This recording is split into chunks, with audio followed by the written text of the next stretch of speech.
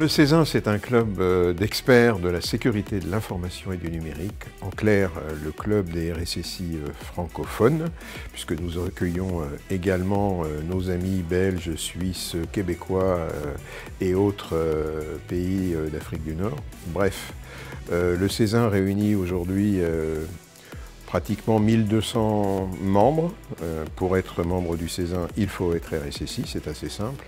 Ça représente, bon an, mal an, entre 700 et 800 entreprises. Donc ça veut dire que tout le tissu économique français, du très grand groupe aux ETI, en passant par les PME, beaucoup de PME dans la tech nomment des RSSI. Et du coup, on a en effet toutes les administrations également, des collectivités locales, des hôpitaux, bref, tout le tissu économique est représenté. Et l'objectif du Césin, c'est véritablement de professionnaliser cette mission de RSSI.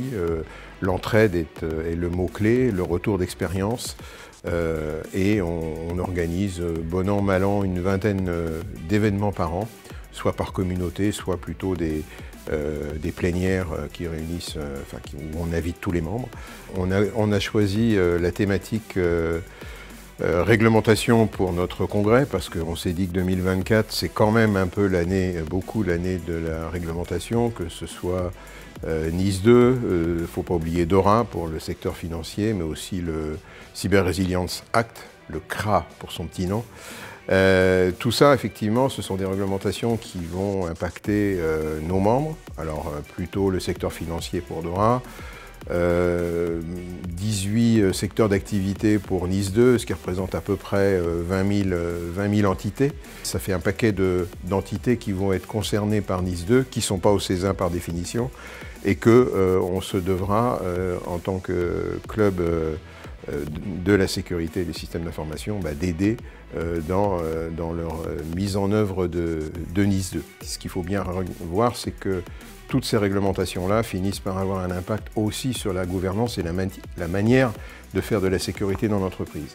Alors, la bonne nouvelle, c'est qu'on a en règle générale, et il vaut mieux l'espérer, des gens qui sont professionnels de la cybersécurité, qui ont des démarches d'analyse de risque et donc de sécurisation de leur patrimoine.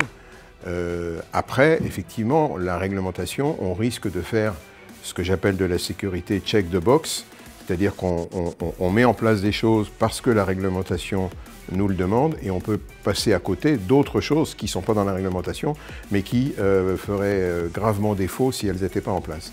Donc là-dessus, il faut compter en effet sur le professionnalisme de nos membres, des RSSI, pour arriver à équilibrer ce qui est obligatoire par la réglementation et ce qui est indispensable par rapport aux risques de l'entreprise. Alors les grands défis 2025, évidemment, l'IA est un sujet, que ce soit l'IA au service de la cyberdéfense. On voit de plus en plus, en effet, de solutions qui embarquent ce type de dispositif.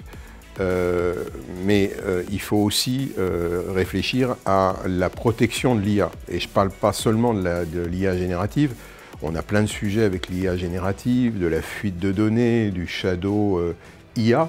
On a eu le shadow IT, maintenant on a le shadow IA.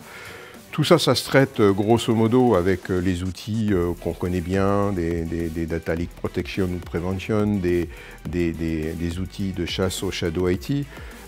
Par contre, ce dont on n'a pas encore beaucoup parlé, c'est l'attaque de l'IA elle-même. Quand une entreprise intègre de l'IA dans ses solutions, eh bien, il faut protéger cette IA contre l'empoisonnement, contre plein de risques qui n'existent pas dans d'autres environnements. Et la mauvaise nouvelle, je dirais, c'est que pour l'instant, on ne voit pas encore beaucoup de solutions poindre leur nez pour adresser ces problématiques-là. Donc je ne dis pas que ce sera la thématique numéro 1 en 2025, mais il faut quand même avoir ce sujet-là, je dirais, en ligne de mire.